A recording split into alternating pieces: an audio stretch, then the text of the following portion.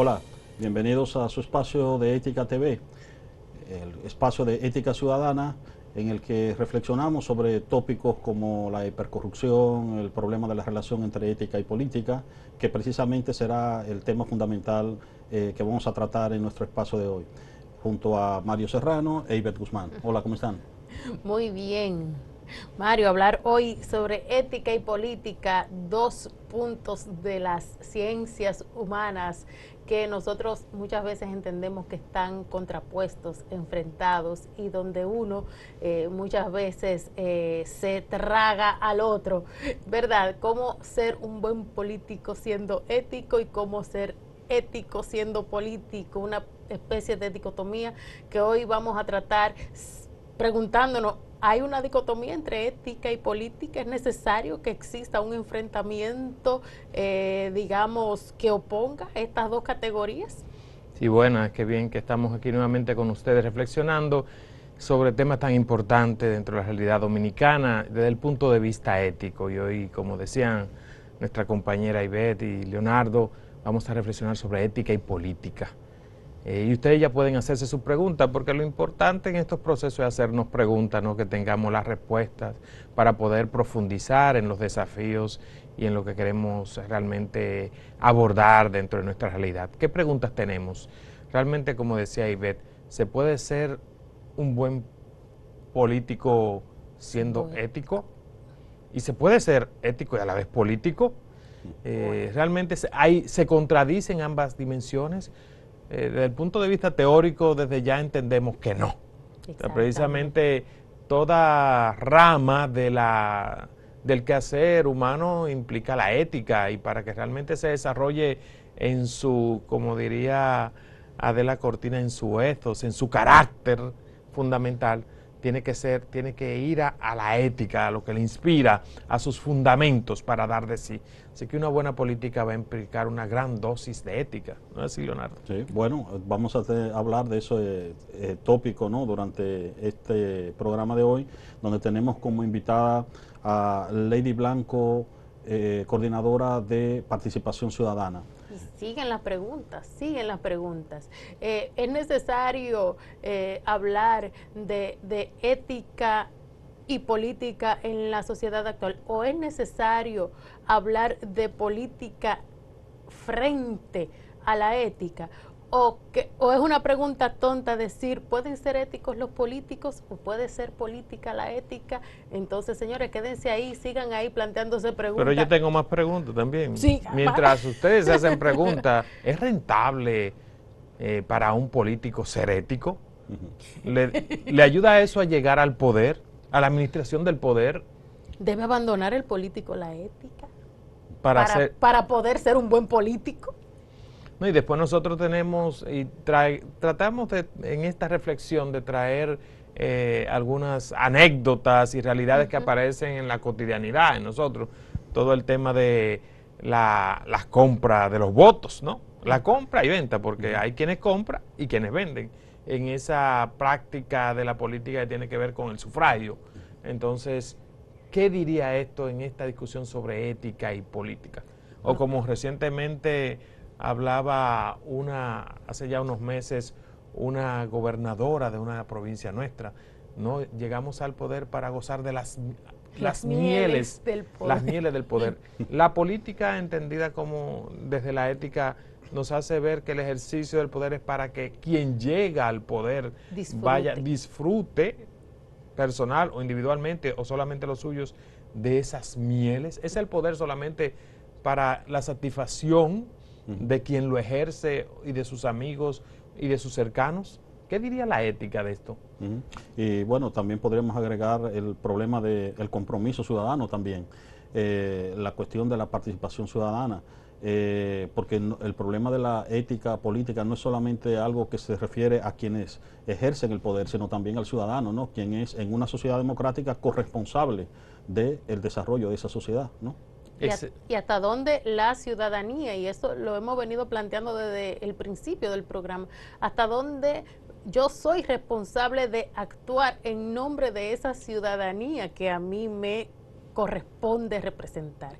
¿Quién soy yo como sujeto frente a esa gran masa que es la ciudadanía? ¿Cómo puedo yo desde mi, digamos, prontuario personal, familiar, actuar para que mi voz se escuche dentro como ciudadano y hacer una ciudadanía responsable? ¿Cómo hacerlo? De esta y otras cosas vamos a hablar en la... No, y ese tema que ustedes acaban de traer sobre la participación ciudadana, por lo general ustedes saben que cuando hablamos del tema ética y inmediatamente la gente se conecta a una moral como individual. No, yo soy buena gente, yo trato bien a los demás y punto.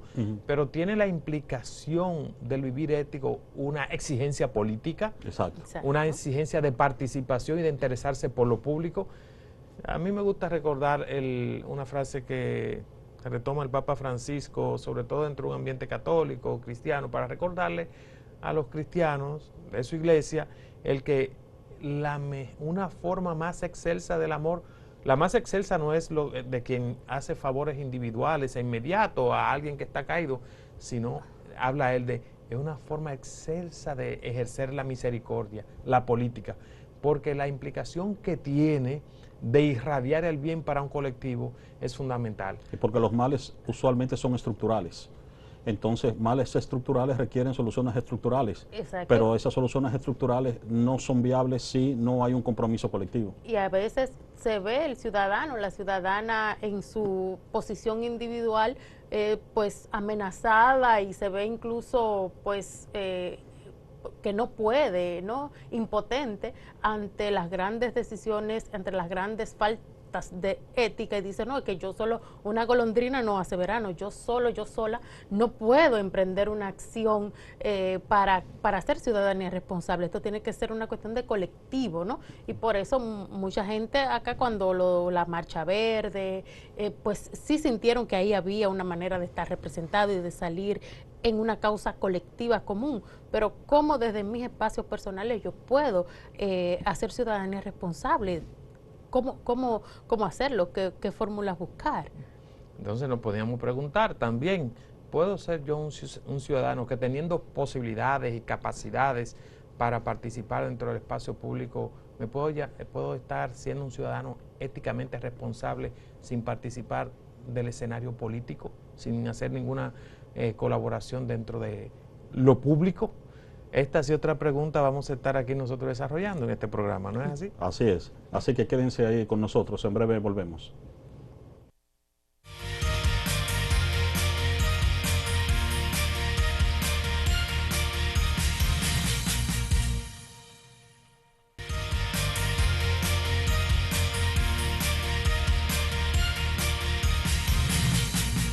Gracias por continuar en su programa de Ética TV.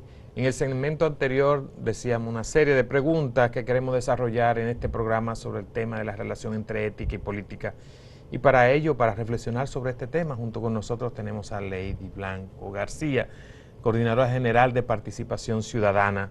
Y escogimos a Lady por varias cosas. Primero, para también no reflexionar del tema de la política desde aquellos profesionales que están en los partidos solamente, sino también desde quienes todos estamos llamados a ser entes políticos, ¿no? Claro. Que participemos dentro del espacio público y que nos interesemos por los problemas generales de la nación. Y tú representas una institución importante de ello. Pero también por ti, como mujer, y como mujer joven, profesional, y eso refresca el ambiente y la reflexión. Entonces, ¿por qué tú estás participando en lo político, Lady? Mira, ¿de dónde te viene a ti esto? Mira, yo desde mi hogar siempre el tema de cómo ciudadanos podemos contribuir a mejorar de cualquier espacio que estemos, a contribuir a un mejor país. Y a veces pensamos que solamente se puede contribuir a un mejor país quizás desde una posición política como tal, de elección popular. Sin embargo, en cualquier espacio donde estemos, podemos ayudar a la construcción de un mejor país.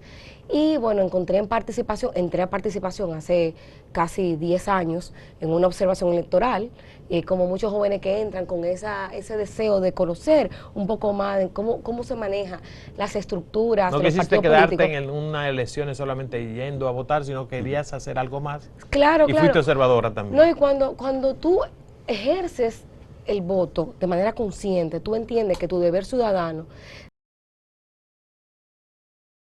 Entonces yo ya lo había comprendido porque era un tema que se socializaba en mi casa. Entré a participación con una observación electoral y te puedo decir que todo se transformó.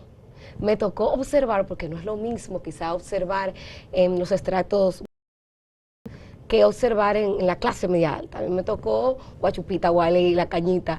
Y yo dije, wow, oye, este trabajo que hace de manera voluntaria el ciudadano que se pone un poloché, no solamente de participación ciudadana, también lo hace a través de la Junta Central Electoral a observar ese ejercicio de que se cumpla bajo los criterios que atraviesa la misma ley. Tú dices, eso me transformó. Puedo decir a sinceridad que me transformó y me enamoré de la institución, me enamoré de lo que significa, lo que representa participación ciudadana en la construcción también de un país más democrático y más transparente. Tú has tocado un tópico muy importante, que es el de las elecciones, que tiene que ver con el de la representatividad de la democracia, ¿no? Y el otro concepto es el de la participación. Usualmente asociamos que el ciudadano tiene el deber de votar, de elegir sus autoridades, y que la democracia consiste fundamentalmente en eso, en que se elige democráticamente a sus representantes. Pero hay un aspecto, digamos, mucho más profundo de la democracia, que tiene que ver con la participación ciudadana. Es decir, el ciudadano tiene una responsabilidad que va más allá de ir a votar cada 4 años, Claro. ¿no? Y es lo que de una manera u otra puede garantizar la salud de la democracia, ¿no? Así es. Mira, ahora que tú traes eso a colación, me acuerdo que en mis años de la universidad cuando estudiaba, uno de mis libros todavía favoritos es El Contrato Social, Ajá, de Jean-Jacques Rousseau. Y él decía que los votantes eran esclavos, o sea, que ejercían su voto cada 2 años, pero que volvían a ser esclavos, inmediatamente ejercían su voto. Porque se nos ha olvidado que la representación, es verdad, tenemos todo el derecho y el deber de ejercer el sufragio, pero el sufragio no debe quedarse ahí. No termina ahí no la termina participación. ahí, es que hay un control social que es parte de nuestra responsabilidad como ciudadano, como ente político, de también ser parte de los cambios y las transformaciones que requieren no solamente República Dominicana, cualquier país. Y es verdad que eso que tú dices de que quizás se nos educa para el ejercicio del voto, pero no para el ejercicio ciudadano.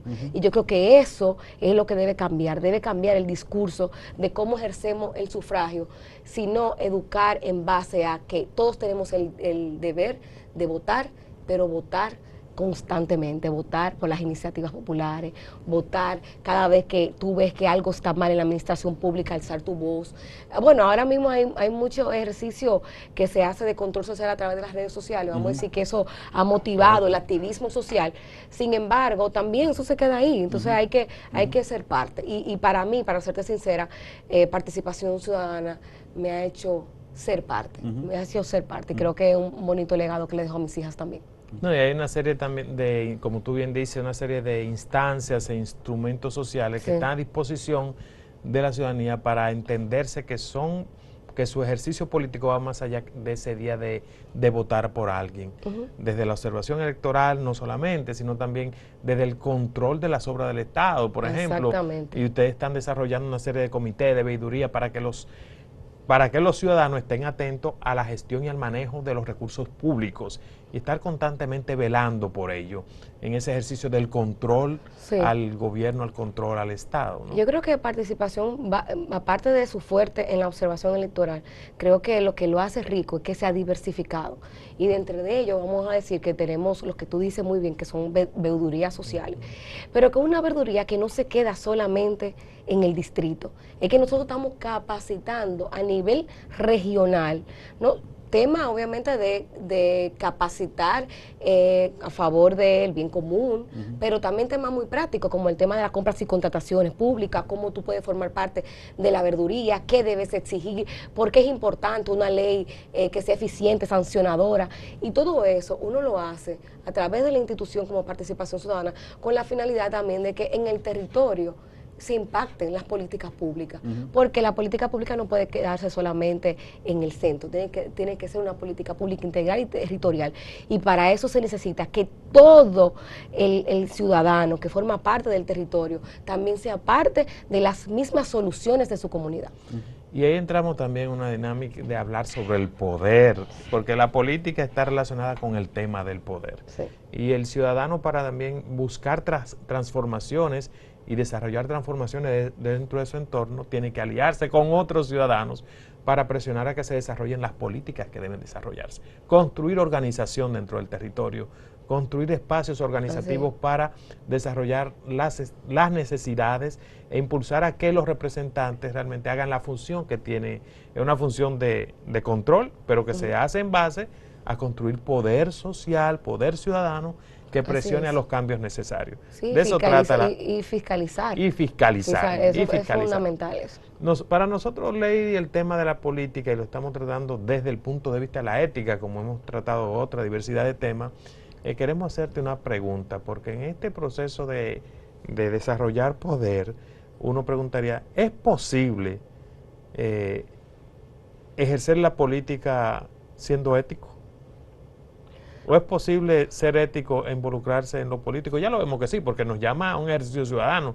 Claro. Ahora bien, realmente, y muchos, aquellos que están dentro del tema, dentro del ejercicio de los partidos para llegar a la gestión, a la gerencia del Estado, muchas veces dicen, no, tú eres tonto si te pones a ser ético para llegar allá, es imposible. Bueno, pero es que ese es el discurso que debemos cambiar. Ese pesimismo de que lo transparente no la norma, no renta políticamente. Pero yo creo que sí, yo creo, sinceramente creo que se puede ser ético y llegar al poder. Yo creo que se puede hacer un ejercicio, porque la ética, al menos desde el punto de vista que yo lo percibo, es como un estilo de vida. Así como llevamos un estilo de vida saludable, pues la ética es un estilo de vida, y el que asume ser ético, no solamente en su vida profesional, el que asume ético, el concepto de ético en su justa dimensión, asume ser ético en su vida personal, profesional, y si está en el ambiente público, pues asume ser ético en el ambiente público, pero hay que reconocer que también esa misma ética y esa misma concepción de lo que para mí es moralmente ético, quizá para usted no lo sea. Entonces, ahí es que tenemos que aunar esfuerzo para que los valores y el concepto de la ética sea una ética integral, que todos podamos entender que lo que está correcto es correcto, pero lo que es incorrecto, aunque tú creas que tienes un bajadero, porque no es tan incorrecto. Me están entendiendo. Entonces, creo que sí, que se puede ser ético y llegar al ejercicio público, porque lo hemos visto, en el ejercicio público hay gente que hacen gala de ser ético, y no solamente en este gobierno, lo hemos visto en todos los gobiernos que han pasado, que hay gente que hasta han tenido que prescindir de su función pública porque entienden que puede estar en riesgo su ética cuando llegan al poder. Pero creo que tenemos que comenzar a cambiar el discurso de que lo ético sea lo primero, que sea lo primordial y que sea la regla. Es que cuando tú llegas, digas, mire, esa persona es ética por los méritos que tiene sobrado profesionalmente, pero también por el mérito ético y moral que le acompaña, que le revisa a esa persona, puede asumir esa posición. Creo que sí que se puede. Y que es un ejercicio que tenemos que hacer y que alimentar, y que por eso, qué bueno que estos espacios permiten que podamos articular y que la gente pueda entender que ser ético no es ser pendejo, que hay que cambiar esa idea. Ser ético, es usted estar en el más alto nivel, quizá, del ejercicio ciudadano y de su concepción como persona. Implica lo que está diciendo un replanteamiento de lo que es la política, en el sentido de que la política no se reduce a tener como estrategia llegar al poder para satisfacer un proyecto personal, sino que la política, que viene del griego polis, la ciudad, tiene que ver precisamente con eso, con un proyecto de construcción común ciudadana, claro, donde tus actuaciones tienen implicaciones, y que muchas veces crees que a lo mejor puedes usar determinados tipos de medios, violentar ciertas normas, violentar la integridad de otras personas para beneficiarte, pero eso a la larga va a tener unas consecuencias también. Eso es un boomerang. Cuando muchas personas comienzan a pensar así, se está socavando el proyecto de ciudadanía común, ¿no? Claro, claro. Y eso también ha sido, vamos a decir que ha sido también producto de la impunidad. La impunidad que se ha calado tanto en el ejercicio, no solamente la vida política, tú te vas a la vida empresarial, te vas a cualquier espacio y tú lo percibes como que el dejar hacer está bien porque bueno, no me afecta a mí, afecta al otro, pero no a mí. Entonces sí hay que cambiar el discurso, pero volverlo a la práctica, que todos entendamos en su justa dimensión lo importante de ser ético, de ser íntegro, que va de la mano con la responsabilidad también y con ese interés altísimo que tiene el ejercicio político, que es aunar esfuerzos para la construcción de un mejor país, en el caso de una comunidad colectiva de bien común. Sí, vamos a hacer una pausa, ¿no? Y en breve volvemos entonces con Lady Blanco discutiendo sobre estos tópicos relacionados con la ética y la política. Quédense ahí, volvemos en breve.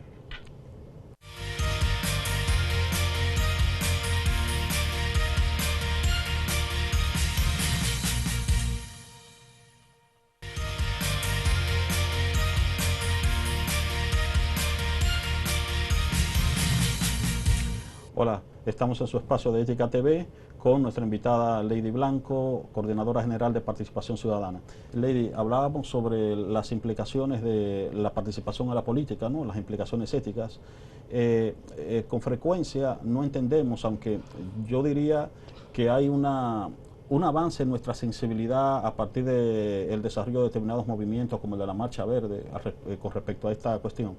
Pero durante mucho tiempo hubo un problema, digamos, de no relacionar tópicos como el de la hipercorrupción con el problema de la exclusión social y el de la pobreza. Es decir, no entender que, por ejemplo, cuando alguien o cuando un proyecto político centrado en sencillamente favorecer a su pandilla particular se apropia, por ejemplo, de los recursos del Estado, eso genera un daño social del que se perjudican todos los ciudadanos porque ese dinero usualmente se le quita la educación, se le quita la salud, etcétera, etcétera, ¿no? Y ese es uno de los graves problemas éticos que tiene la hipercorrupción.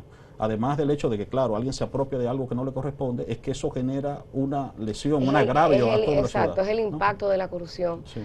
También la misma rentabilidad social, porque en la medida en que hay un nivel de la hipercorrupción, un nivel tan grande de corrupción masiva, vamos a decir, en todos los espacios, en ese mismo nivel tú puedes ver que hay mayor nivel de desigualdad, mayor pobreza, porque la corrupción se alimenta de eso, se alimenta de la desigualdad, de la pobreza, deja de crear oportunidades en las personas.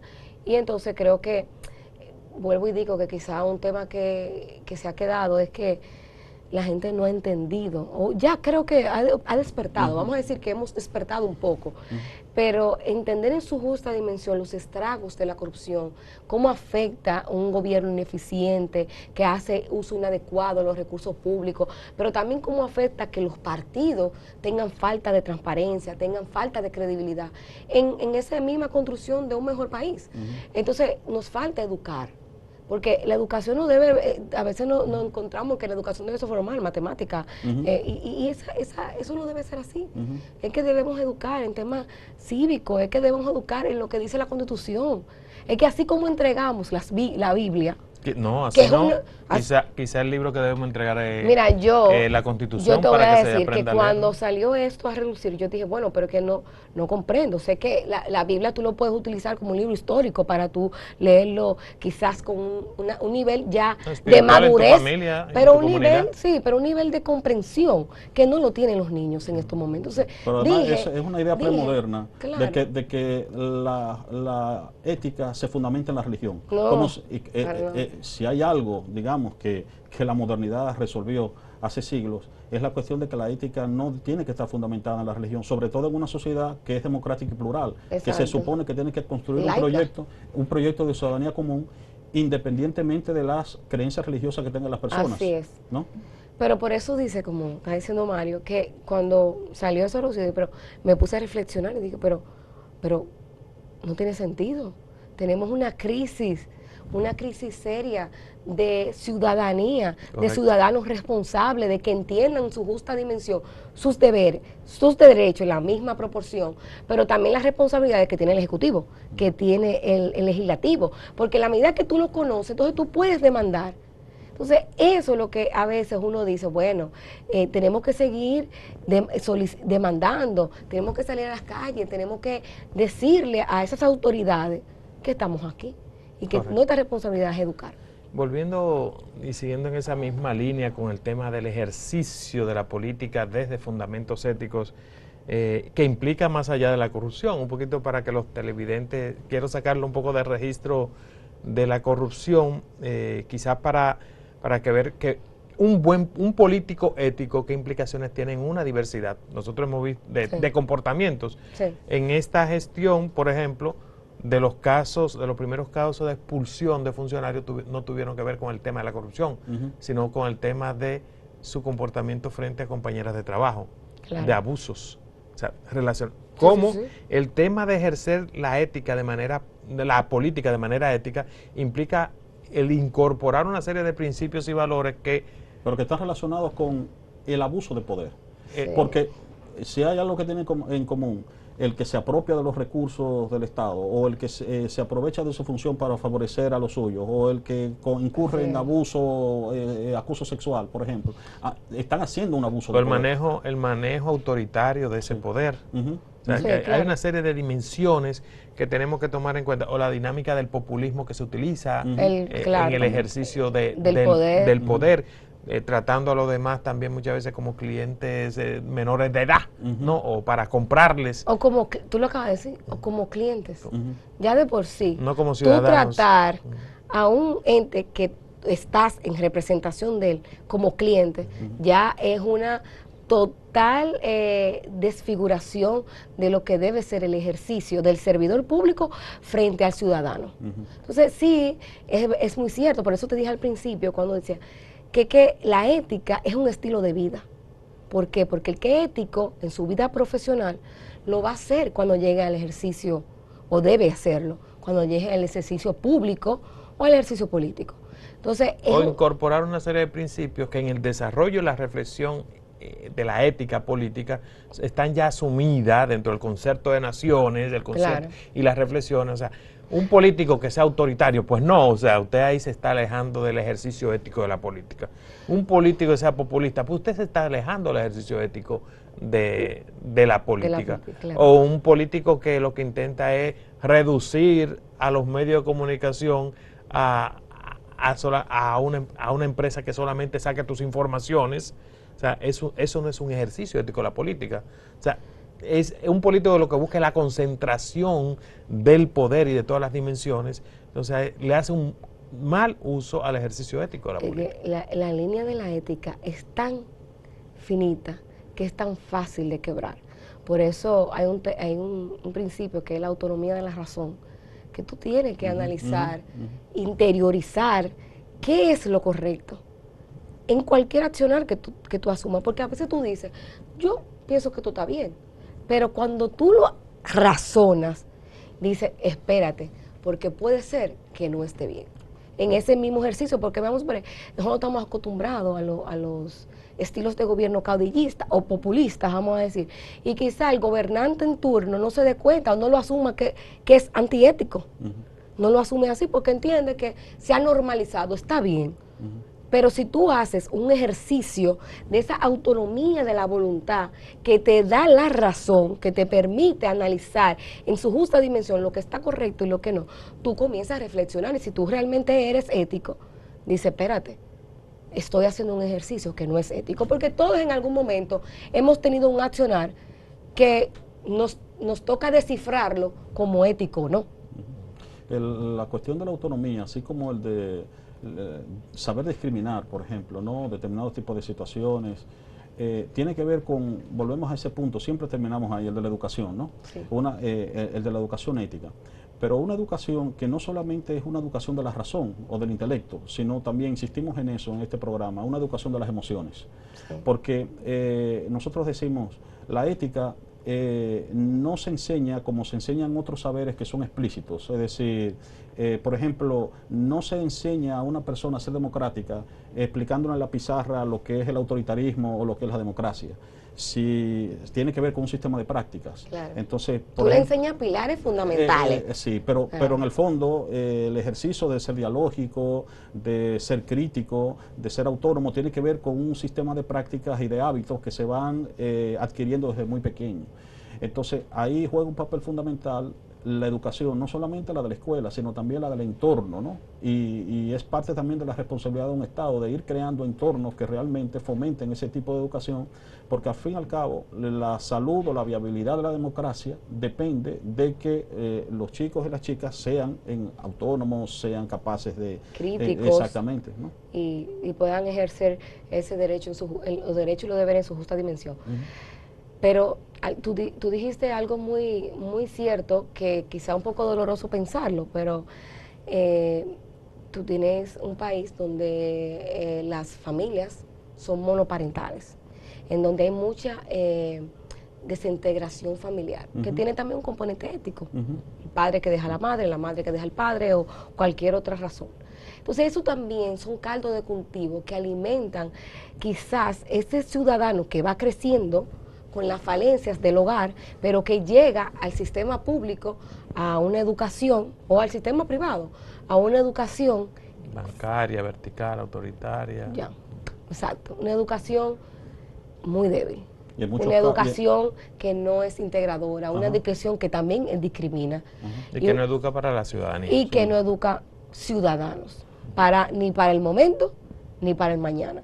Porque a veces pensamos que ciudadanía es legalmente los 18 años, pero todos los niños, desde que tienen el uso pequeño de la razón, comienzan a ejercer acciones ciudadanas. Desde que mi hija me dice, no, eso no se echa ahí, la basura ahí, ya es un ejercicio ciudadano, que lo estamos construyendo. Y ese niño va creciendo, entendiendo su justa dimensión, cuál es su responsabilidad. Entonces, hay una responsabilidad que como familia nos toca a todos, pero como el Estado también tiene en su justa dimensión una responsabilidad mayor. Me gustaría que nosotros pudiéramos ir reflexionando sobre los retos que tenemos en el país, dentro del ejercicio político en general, Lady, de lo que ustedes ven como organización. ¿Cuáles son los retos, para irlo nombrando y también con los televidentes y reflexionando sobre ello, los retos fundamentales en el ejercicio de la política que nosotros vemos? Yo, como institución, hemos visto que quizás de los mayores retos es que para ser político tú necesitas millones de dinero. Ya de por sí, esa es una limitante en el ejercicio ciudadano, que alimenta el clientelismo y que alimenta también que el crimen organizado y la corrupción puedan auspiciar o ir como candidatos a posiciones. Y se ha echado a un lado el trabajo, quizás políticamente hablando, de los comunitarios, trabajo extraordinario que hacen ese comunitario, también los mismos líderes de los partidos que son quizás de menor nivel. Entonces, eso para mí es uno de los grandes retos, que tengamos una ley. Y bueno, la Junta Central Electoral ha presentado propuestas de leyes que modifican las leyes electorales para bajar los niveles de tope de contribución individual, también el costo de las campañas, la duración de las campañas. Ustedes saben que esto es una campaña todo el tiempo, y en la medida en que duramos más tiempo con campaña, más uso de los recursos públicos, más uso del clientelismo y también de que el crimen organizado pueda... No son los programas y propuestas o la honestidad de un candidato lo que eso se ha cambiado. Lo que le hace apetecible para la ciudadanía, sino aquel que puede agregar más dinero. Voy a decir que una de las mayor culpa la tiene los mismos partidos políticos. Las estructuras de los partidos políticos que se han olvidado de que no le interesa tampoco, porque lo que le interesa es llegar a un curul. Se le ha olvidado que no todo el mundo puede representar a una comunidad, a una ciudadanía. Se le ha olvidado que también tiene un rol de educación, porque los partidos políticos están en la obligación de educar, pero también hay que decir que hay un componente que también es el mismo ciudadano, que se le ha olvidado que el ejercicio del sufragio no solamente ir a votar, que si usted sabe que fulano no tiene un plan de campaña, no tiene un plan electoral o no representa la ética, la integridad, la honestidad o la responsabilidad, ¿cómo usted va y ejerce ese voto? Y lo ejerce por otro, que representa lo contrario. Vamos a continuar con ese tópico después de la pausa que tenemos que hacer ahora. Así que quédense y en breve volvemos.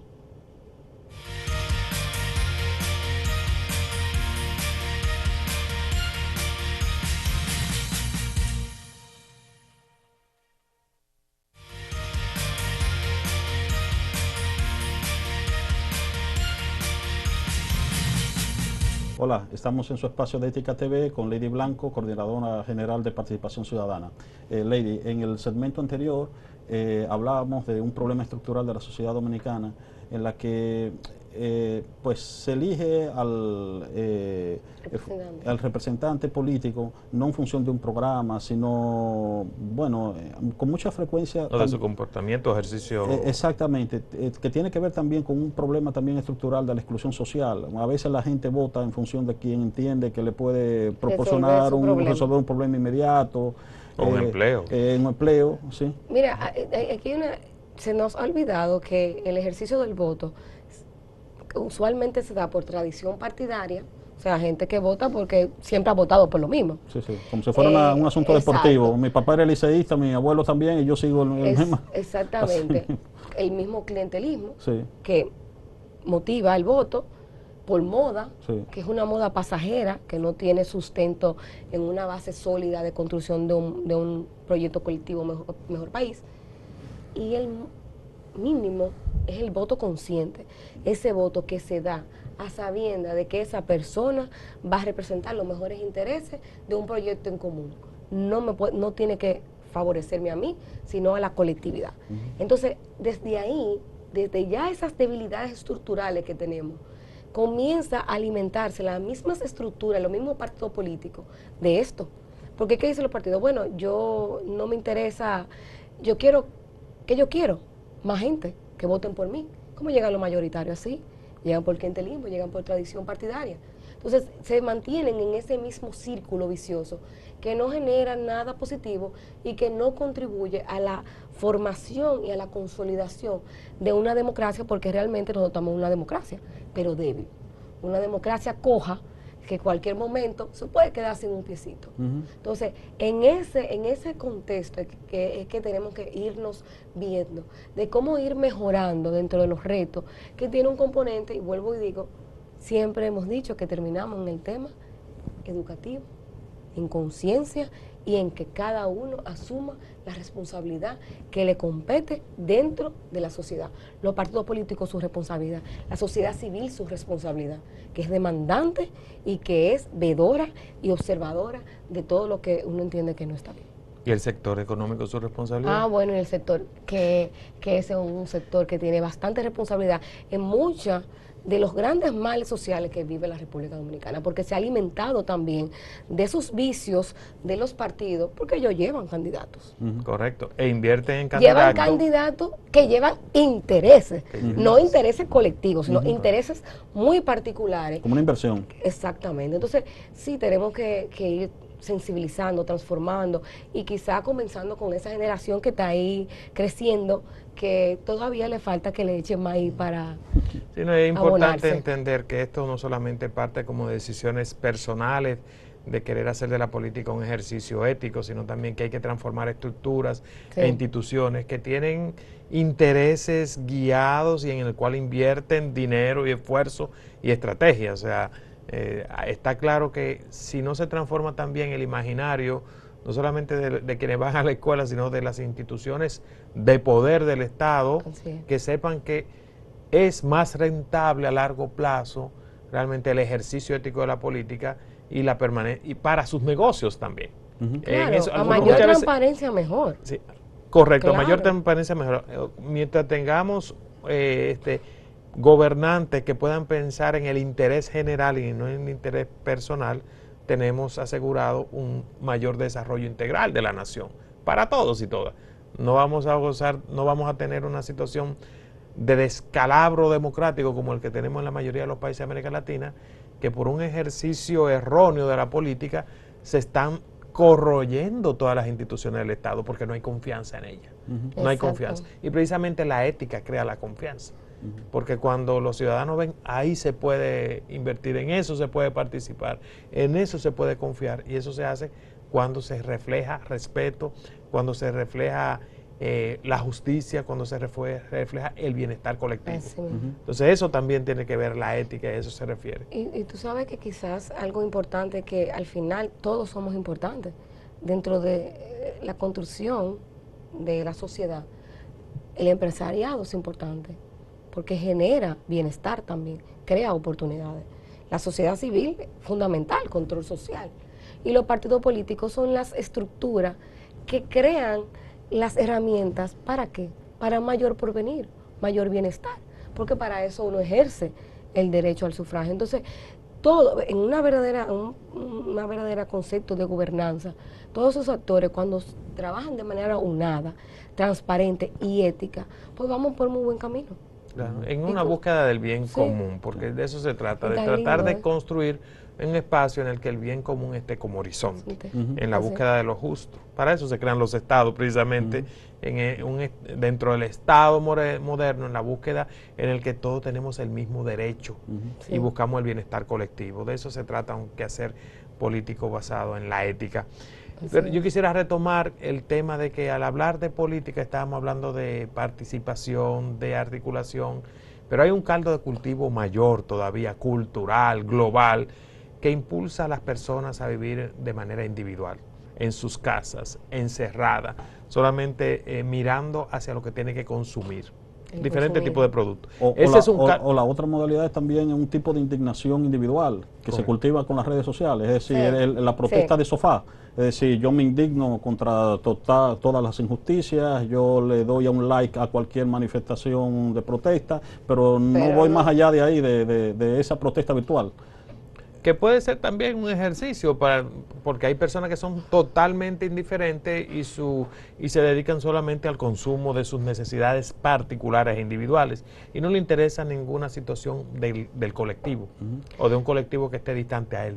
Mira, yo creo que sí es cierto que hay un consumismo salvaje. Y un individualismo global. Y un individualismo que nos ha arrastrado también a que se nos olvidara el concepto de justicia social, de bienestar común, de que una construcción, en que cada paso que uno hace construye un bienestar pensando en una futura generación. Pero también entiendo que yo prefiero ese activismo de sofá a la apatía total. Ese activismo de sofá muchas veces ha movilizado, tú ves las grandes revoluciones, también la misma primavera árabe, se dio con una primera revolución de sofá. Pero lo que tenemos que hacer es que ese activismo de revolución de sofá pueda ir calando poco a poco a salir a las calles. Porque si no, es que no es sostenible. No, al final, claro. Si pero puede generar una revuelta.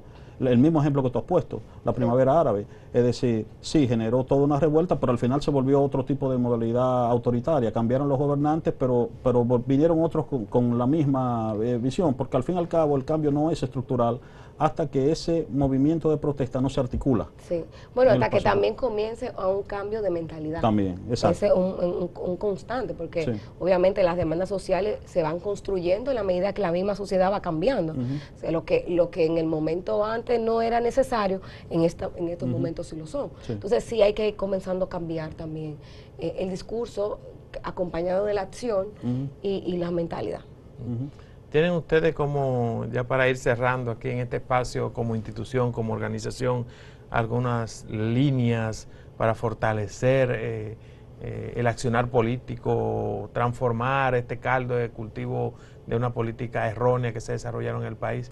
¿En qué están ustedes ahora enfilando sus acciones? Mira, primero yo te voy a decir que es fundamental que podamos salir de la impunidad, porque la impunidad ha alimentado la falta de ética, la falta de responsabilidad, la misma falta de integridad en el ejercicio de la función pública.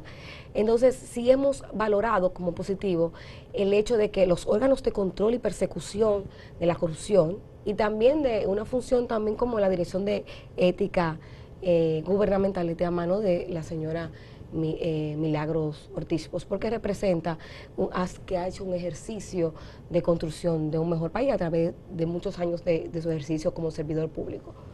También el tema de la Contraloría General de la República, el tema de las compras y contrataciones, el tema de Cámara de Cuentas. Cuando tú tienes todos esos órganos, que son órganos de control, persecución y fiscalización, también la Junta Central Electoral, pues ya comenzamos a cambiar el discurso. A cambiar el discurso. Un discurso de miedo, no me importa como usted lo quiera decir, no.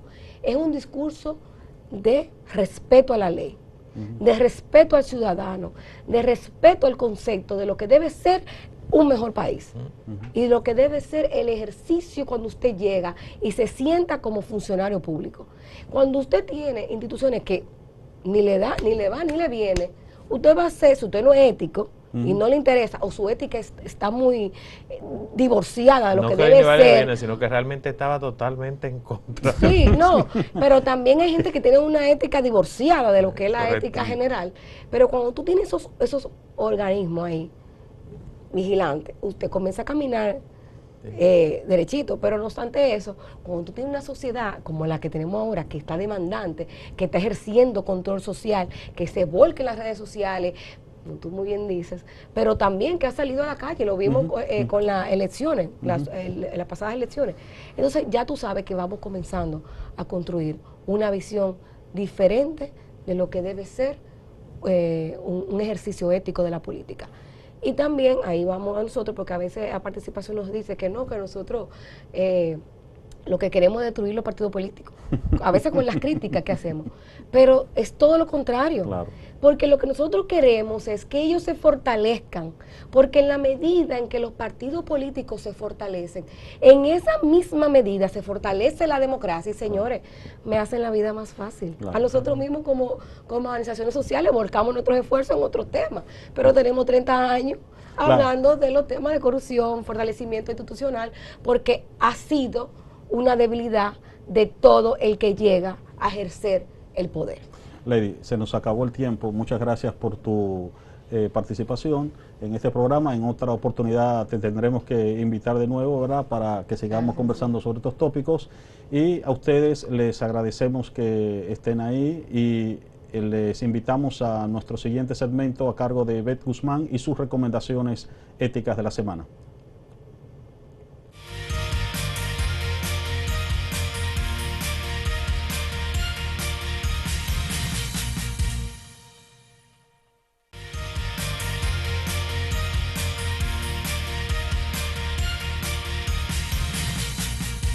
Muchas gracias por permanecer en nuestro espacio de Ética TV, donde reflexionamos sobre los retos éticos de la sociedad contemporánea. Hoy conversamos sobre ética y política con un invitado súper especial, una invitada que nos ha dejado grandes enseñanzas y grandes reflexiones. Tenemos las lecturas y las visualizaciones éticas de esta semana, que la vamos a dividir en 3 partes, en 2 libros súper importantes que le van a agradar muchísimo y un video de un profesor universitario de la Universidad de Harvard. Así que vamos de inmediato a comenzar con nuestra lectura ética de la semana. El primer libro del que les quiero hablar es Sociedad Humana, Ética y Política. El libro de Bertrand Russell lo editó Cátedra y lo podemos conseguir en PDF en la web. En este libro el autor sostiene que, contemplados en su contexto social, los conflictos políticos de nuestra época despiertan intereses que nublan la objetividad de las opiniones. Bertrand Russell propone garantizar esa objetividad instalándonos en el marco de una ética imparcial que sea incompatible con cualquier fanatismo. La primera parte de este libro defiende, en consecuencia, el establecimiento de una ética no dogmática y la segunda se dedica a aplicar esa ética a los grandes temas y problemas sociales, políticos de la humanidad. Pasiones como la codicia, la rivalidad o el deseo de poder, la formación y el gobierno de grupos, la magia y el mito, la técnica científica y el futuro, la fe religiosa, la guerra y la construcción de una paz estable. Uno de los capítulos de esta segunda parte es la conferencia que pronunció Bertrand Russell en Estocolmo cuando se le entregó el Premio Nobel de Literatura dentro de la abundantísima producción bibliográfica del gran pensador británico. La presente obra resume el pensamiento ético de su última fase de madurez. Bertrand Russell es el Voltaire de nuestro siglo y en este libro es un modelo de lucidez filosófica. Interesa al lector de toda condición, desde el especialista en filosofía y política hasta el estudiante de bachillerato. Así que les recomendamos esta lectura de Bertrand Russell. También les recomendamos la serie de videos en YouTube que lo pueden encontrar con el nombre de Michael Sandel. Se escribe a sí mismo Michael Sandel, filósofo político y profesor estadounidense de origen judío. Es profesor de la Facultad de Derecho de la Universidad de Harvard, donde su curso Justice, Justicia en español, fue el primer curso de la universidad que estuvo disponible gratuitamente en línea y en televisión. Ha sido visto este curso por decenas de millones de personas en todo el mundo. Incluso, un dato interesante es que en China, donde Sandel fue nombrado la figura extranjera más influyente del año por el China Newsweek, y también es reconocido por su crítica a Theory of Justice de John Rawls. En su primer libro, Liberalism of the Limits of Justice, en el 1982, plantea esa crítica al primer autor que mencionamos. El tercer libro, ya y último de esta semana, es La Monarquía del Miedo, obra escrita por la filósofa estadounidense Martha Nussbaum, publicada por Paidós, y pueden encontrar también versiones de otras ediciones en español y gratuitas en la web, donde la autora Martha Nussbaum aborda las emociones humanas. En este libro, el miedo ocupa un lugar central en su reflexión. De hecho, el subtítulo que reza Una mirada filosófica a la crisis política actual, Nussbaum presenta argumentos que nos ayudan a entender el estado emocional de nuestras sociedades democráticas actuales. Su mirada se dirige a los efectos de ciertas emociones en la convivencia social. Algunas veces ilustra su razonamiento con hechos políticos actuales, opta por usar ejemplos históricos, especialmente de la antigua Grecia y la antigua Roma. La autora considera que solemos pensar mejor y relacionarnos de forma más eficaz unos a otros cuando tomamos cierta distancia de lo cotidiano, que es donde es más probable que estén centrados nuestros temores, nuestros deseos más inmediatos. La tesis principal de este libro es que el miedo amenaza el funcionamiento de la democracia. El miedo es una emoción primitiva y natural de las personas. Nussbaum la vincula a la vulnerabilidad humana ante los complejos cambios socioeconómicos y políticos que generan exclusión, pérdida de la calidad de vida e incertidumbre hacia el futuro, y ante todo el miedo ante un otro amenazante, como pueden ser en algunas ocasiones los inmigrantes, las minorías étnicas y religiosas, las personas LGTB o las mujeres. Con frecuencia, el miedo provoca otras emociones como son la rabia, el asco y la envidia. Estas emociones pueden cumplir un papel positivo o negativo si están vinculadas a una información falsa o deficiente, a una retórica incendiaria o a unas presiones sociales. Estas emociones pueden ser nocivas para la convivencia social. En la opinión de la autora, las emociones pueden desestabilizar una comunidad y fragmentarla, o bien pueden ayudar a que cooperemos mejor y a que pongamos mayor ahínco en conseguir la justicia.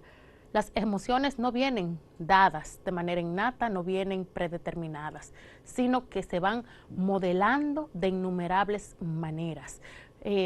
Los contextos, las normas sociales son las que las estructuran. De ahí que durante todo el libro defienda la necesidad de examinar lo que motiva esas emociones y de cambiar los aspectos sociales que la fomentan. Si no aprendemos, dice Nussbaum, a gestionar el miedo, esa emoción amenaza el funcionamiento de las democracias, pues bloquea la deliberación racional, dificulta el sentir la esperanza y pone muchas barreras a la cooperación constructiva para promover un futuro mejor para todos y todas. Estas han sido nuestras 3 recomendaciones para lectura y visualizaciones éticas de la semana. Los esperamos en otro de Ética TV. Hasta entonces.